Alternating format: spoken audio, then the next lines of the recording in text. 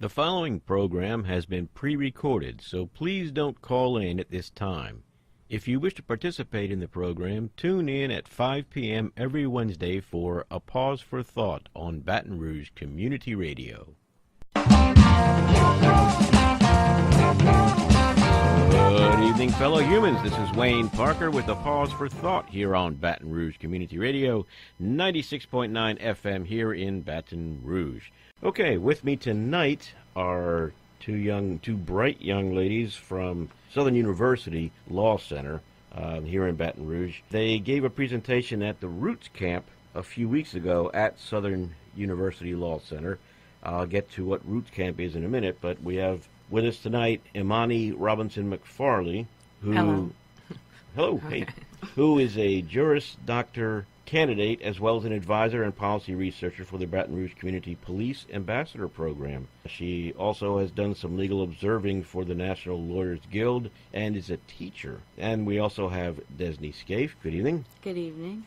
Desney is a second-year law student at Southern University Law Center, and she is currently a research assistant for the Lewis A. Berry Institute for Civil Rights and Social Justice. And you're from Auburn? Alabama, yes. Oh, man. Where you go? I don't really care. But that's just what the locals... Yeah. Yeah.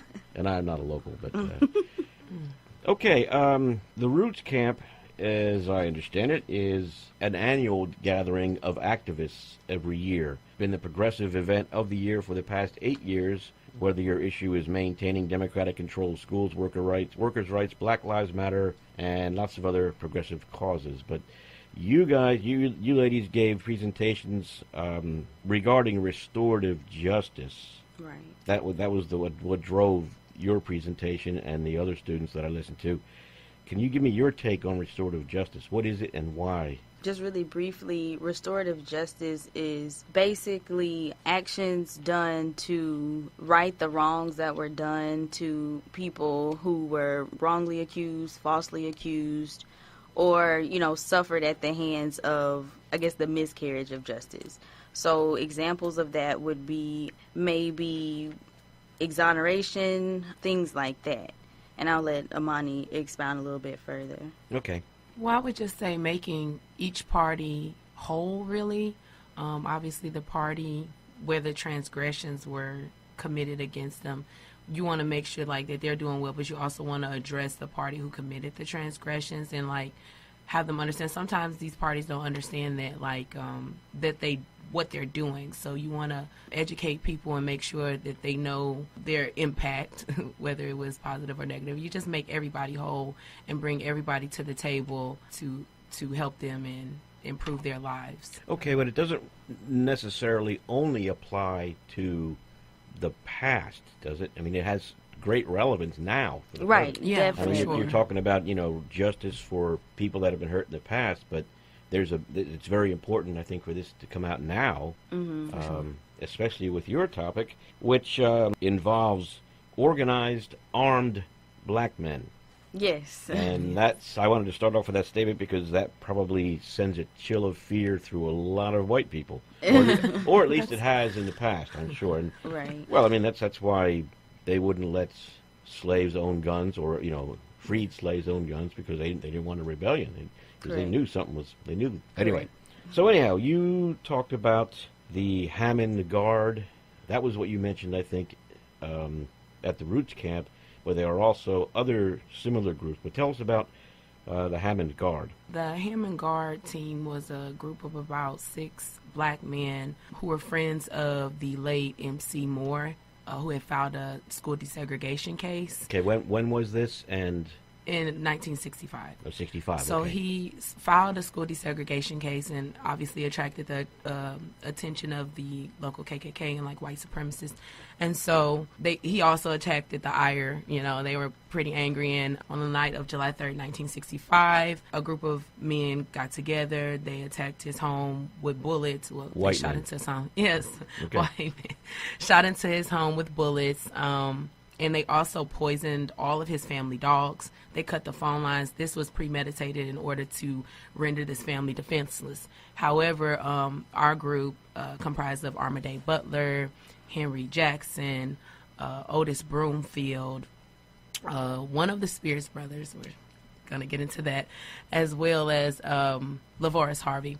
They got together and they decided to form this plan of protection for them. And so that consisted of arming themselves with shotguns. And they did this 24/7. All of these men had jobs and they also had families, and they did this for free.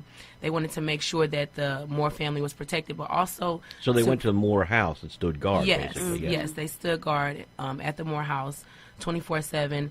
And they wanted to basically protect the Moore family, but they also wanted to ensure like the furtherance of equal education. So they continued to stand guard for about 3 months until the first round of integration was achieved. Their standing guard went as far as to standing about a mile down the road. It's called MC Moore Road. They created a blockade with their guns and stuff like that in order to kind of vet any suspicious persons who might want to do harm to the family. So it was obvious they were doing it then. They weren't hiding in the bushes. Yes. It was the community knew what was going on. How did the community react? I mean, by which I mean the white community. I was going to say, it's important to note that actually once they began to stand guard, there were no more transgressions against the Moore family. The KKK left them alone. There was no more trying to kill them, like, outwardly. Right. Yeah, at least not in their homes. Right. It was other stuff in the community that we learned about, like the white community they tried to harm him financially, but they didn't try to attack the family anymore. Interesting. MC Moore, tell us more about him. He was an activist already, or... Yes. Forgive my ignorance. No. So Mr. MC Moore had a big family, and he was actually self-employed. So after realizing that his daughter did not have an education that was up to par so that she could succeed at Southern University, he decided that something needed to change in Tangipahoa Hope Parish. And so realizing that the African American children were not getting an adequate education, he decided to file a desegregation lawsuit. And it actually followed another man who had also filed a lawsuit, but he was threatened and he stood down, in the opposite way that Mr. MC Moore did. And so because Mr. Moore felt like this was one of his main purposes during his lifetime, he continued to push this. And a lot of people may not realize that this lawsuit is still going on today. And that particular lawsuit? Yes, sir. And fate would have it that his son is actually serving on that school board now. So he's working to further the purpose of his father. So, wait a minute. It's still going on. I thought we desegregated our schools. Well, most of them are. However, there are a lot of other issues. So one thing that we learned was about freedom of choice. And facially, freedom of choice sounds like integration. Mm-hmm. And it sounds like it's not forced, freedom of choice. But what it was it was a way for the white community to act as if they were going along with integration, but it still subjected the African American community to threats and things like that outside of the school, if that makes sense. Yeah, they just white people just resorted to more subtle means of doing it, and that's something that white people have done throughout history to black people in this country. Yeah. If they pass a law to cover one thing, they move to another one, like trying to pick up mercury, just keep. As well as, so once we were allowed as African Americans to enter these schools, a lot of white Americans left the schools, and so they started pouring money into the districts they went into, and so again they're getting the better resources and things like that, and so the schools end up being pretty much all right. black, 90% to all black anyway. We're not getting those resources and before, since we fund our schools here in Louisiana with local property taxes, yes, the lower income neighborhoods get worse schools, and it just perpetuates the problem. Right. And I'm sure that was just an accident. Yeah. Okay. Well, hey, I'm a white guy. I got to defend my fragile people, right? Well, if you listen to people, that's what it is. We got to protect the white race. Ooh, yeah, what, he's so fragile? But getting back to MC Moore and his family and the problems they had, Didn't they call local law enforcement when they were first threatened? They definitely did. And the police did not come. The sheriff's office did not come. But a couple of days later, the FBI actually came out and did an investigation. So in our research, we reached out to the FBI. We filed a Freedom of Information Act request because we were informed that after 20 years, a file is then sent to national headquarters. So a few weeks later, after filing this request, we got an email back, and I was so excited. I was like, okay, well, we have the information. That was a really fast turnaround, but I should have known better. Actually, what had happened was they informed us that the file had been destroyed in 1977. So it didn't even meet the 20-year mark that they had told us about earlier. But they did provide another organization or a federal agency that we could reach out to, which we still haven't heard back from them as of now.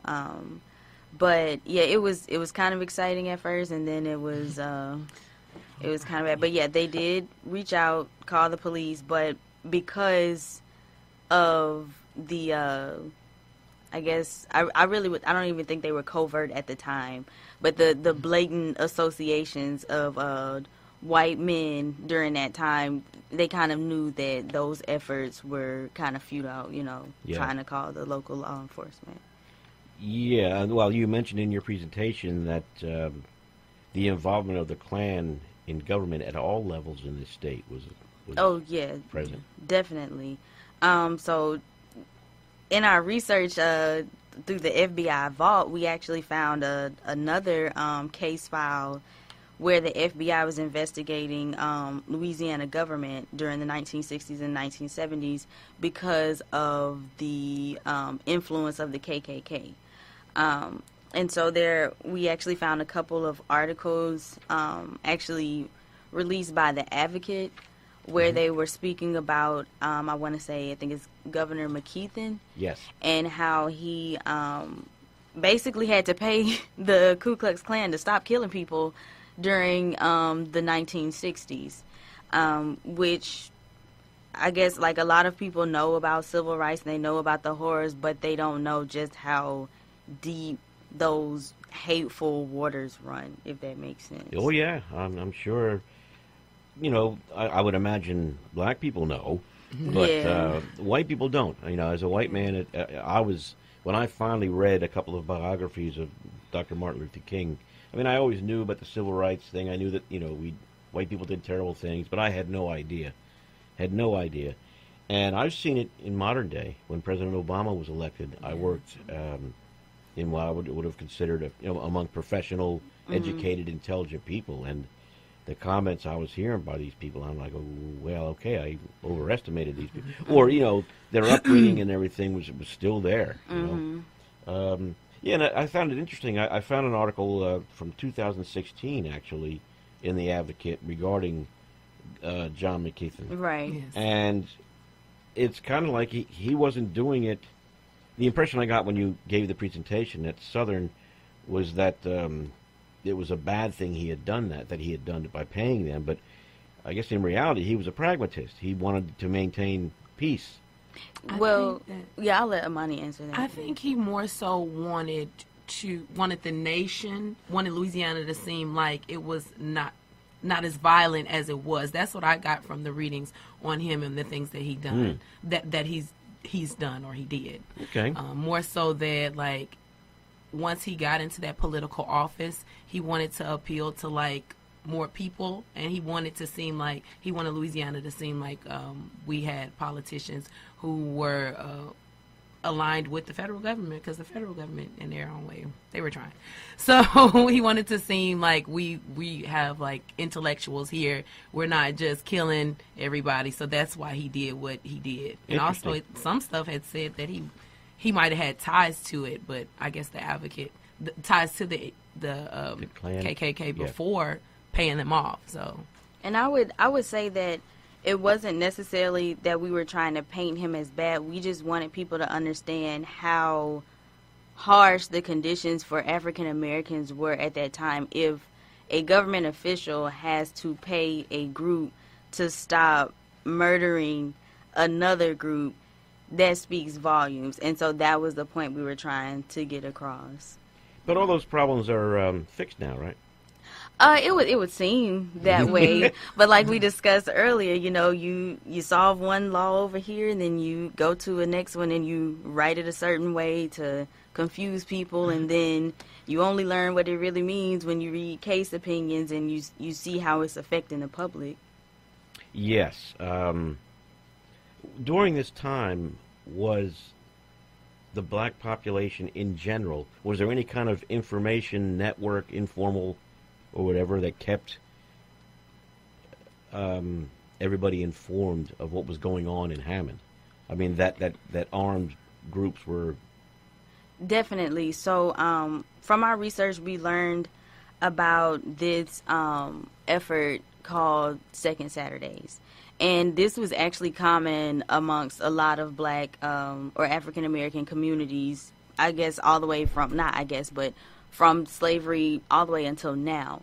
And what it was the community would meet at different locations, and you would learn about, where the meeting was going to be by word of mouth. And it was done to keep the African Americans safe so they could get together and strategize how they were going to resist against the oppression and the murders and the terrorism that they were facing. And I know it seems like I'm using some really descriptive language, but it's really important to get people to understand that this was not just about marching and holding signs, even though that came about because of things like Second Saturday. You have to have certain groups strategizing, and it was across the board from the peaceful movement all the way to the more radical movements. Yes. Speaking of radical movements, sometime later, now this was back, it was in the 60s, I guess, wasn't it? Yes. Mm-hmm. Was it, do you remember if it was before or after Malcolm X shocked the white community in New York City, I think it was, by training the young men in the Nation of Islam in close order drills, and then brought them out and had them publicly drill and showed that here were these strong young men who were obviously very well organized and drilled. And it struck fear in people because, if you arm them, now you've got a trained militia, And I think it was around the same time. It was actually a lot of that going on. Amani and I were just talking last night about the Mulford Act of 1967, which was 2 years after this. But that was being debated when the Black Panthers marched on the California Capitol armed to, I guess, kind of protest what that law was supposed to enact. And unfortunately, well, I'm not going to say unfortunately, but it was enacted. And as a result of that, the Black Panthers were no longer able to protect their communities from police brutality and harassment. And that's kind of how it started. And I think it's important to note that these African Americans were in possession of registered guns, and what they were doing was perfectly legal, which kind of furthers the point that there is a difference in how constitutional protections are, I guess, affected, on certain groups of people, if that makes sense. Yeah, back up a moment. The march on the state capitol in California by the Black Panthers, that was against the law? Well, when they did it, it wasn't against the law. But it was being debated. And so they were protesting it, and they were asserting their Second Amendment rights. Right. And not long after that, because that, to most people, that would be scary. You're down on the floor debating over an act, and black people walk into the Capitol with guns. But it wasn't so much a scare tactic. It was more so like, this is what we're doing because we have the right to do it, and y'all have been harassing our community, so we're coming to protest this bill, and we're going to do it armed, just so you realize that we're not scared of the forces that you send to our neighborhoods. Okay, can white people do the same thing, though, or did the law apply to them also? Well, are they now forbidden? I'll let Money answer that one. Well, I won't say they're forbidden, but through our research, I definitely wouldn't say they're forbidden. Through our research, we've kind of noticed this trend of how when white people take up arms and they go against the government, they're known as patriots. They're shown as patriots. For instance, with Clive and Bundy, who took up arms against the government and seized federal lands and things of that nature. He was praised as a patriot, but for our armed guards, or like the deacons, we hadn't mentioned the deacons. What I find interesting about these groups, and even the Black Panther Party, as she mentioned, is like they weren't a retaliatory group. They did not want to retaliate. They wanted to make sure that they were known as a self-defense group. Right, they were defensive. Right. The Deacons for Defense is what that was. Yes, right? the Deacons for and Defense. And it was a similar group as the Hammond Guard. It right? actually was. And the last living Hammond Guard actually knew one of the Deacons of Defense, knew A.Z. Young. They have a similar story, but that we kind of got into our project of like not telling the story the way, we sought out, like trying to stay how we would have wanted to paint it, but how they want to paint it. But honestly, in how our last surviving Hammond Guard, Henry Jackson, put it, is it just needed to be done. They needed to protect their community. Going back to the Hammond community, like the Black community was very tight knit, and so it was nothing for them. Like, we need you to stand guard, and he went and did it. It was the same thing for I think Charles Sims, who was also a deacon for defense, who stated that white people or the Ku Klux Klan they want to kill, but they don't want to die, and so they wanted to support the nonviolent movement, and so I can say that with Henry. He considered himself, Henry Jackson, he considers himself a part of the nonviolent movement as well. They wanted to support the nonviolent movement, but still be able to protect themselves at night. One way to promote peace is to be so intimidating on the defense that nobody wants to mess with you. Yeah, Correct. Pretty much. So that's probably the most effective way. At least the least painful, I suppose. Right. Based on how a lot of the protesters were treated back then. There's also, I found a Netflix movie called Deacons for Defense. Yeah. Mm-hmm. I think it had Forrest Whitaker. It was one Right. of my favorites. I tried finding it last night, but I couldn't. Mm-hmm. It didn't show up. Yeah. But anyway, It's a show too. what about today? With police brutality and everything else, is it feasible, or has anybody thought about organizing similar defense groups? I would say yes. There is sort of a resurgence of the Black Panther ideals amongst this generation, and there is also still a need for certain groups of people to be able to protect themselves without being vilified or criminalized. But at the same time, there are a lot of pressing issues that might get in the way of that, such as like the mass shootings that are going on. So it's kind of hard to promote a certain narrative that may or may not be offensive to a certain group, if that makes sense. Yes, that makes sense. And my reaction would be too bad. But, because I presume you mean, sensitive white people. Well, actually, I mean those that have been affected by the mass shootings that have kind of come about over the past few years, because that's where the need for gun control comes in. But it's kind of hard to balance this conversation sometimes, because you don't want to seem as if you're advocating for loose gun laws when people are losing their lives for no reason. But, I mean, this is just a suggestion. If different communities wanted to organize their own guards, there could be an official program set up with standards and training and everything else, so that it's kind of controlled. It's not just a mob out there. It's trained individuals who are monitored. They have a license that can be revoked if they get I mean, I'm just suggesting or coming up with ideas, but yeah, well, that actually would sound like a really good idea, but when you deal with people, it's kind of hard because even with the police, they're trained and they're supposed to respond a certain way, and we've seen them. Yes, we have. You're right.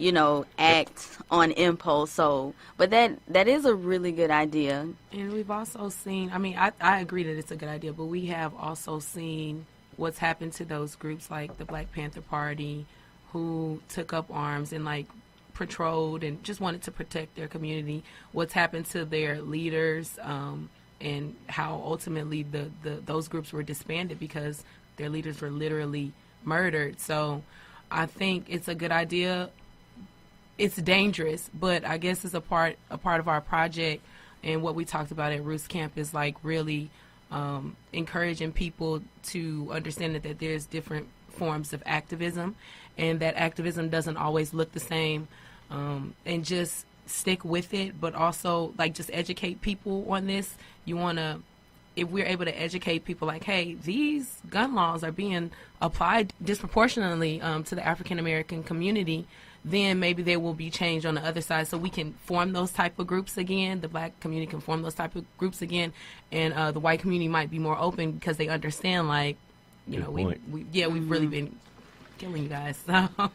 Also, something I took away from all of the presentations for restorative justice, it must be inspiring and empowering for young Black people in America to know that so many people back then weren't just laying down and taking it. I mean, there were a lot of people standing up. I mean, it occurred to me, how many Rosa Parks have there been that didn't become famous? Right.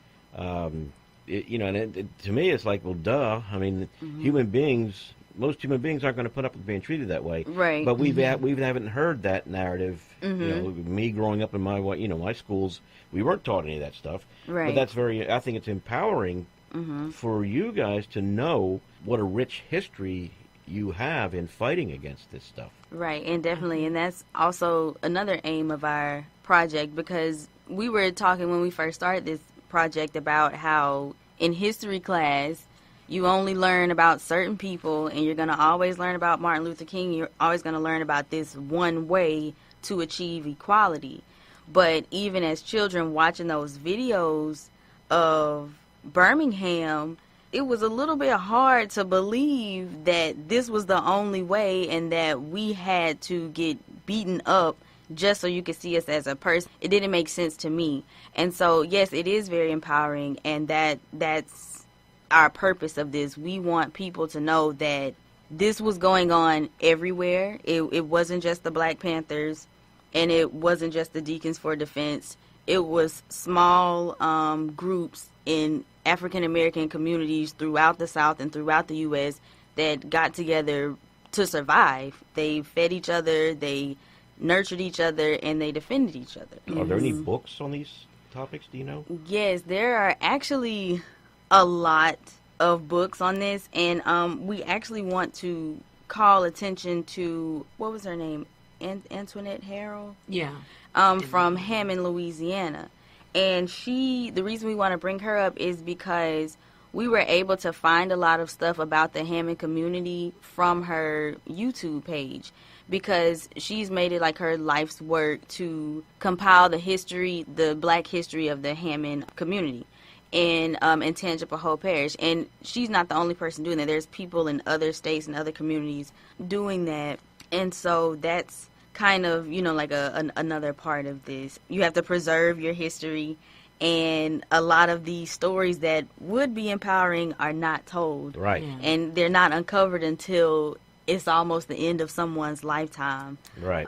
So that's another important thing we want people to know. Talk to your elders. Yes. Because that's how you gain wisdom. We are out of time, unfortunately. Oh, wow. Okay. Yeah, it goes by fast, I know. And you've been listening to Wayne Parker on A Pause for Thought with Amani Robinson McFarley and Desney Scaife talking about the Hammond Guard, the armed resistance among African American communities in America during the Civil Rights Movement. We got to go. You have a good night.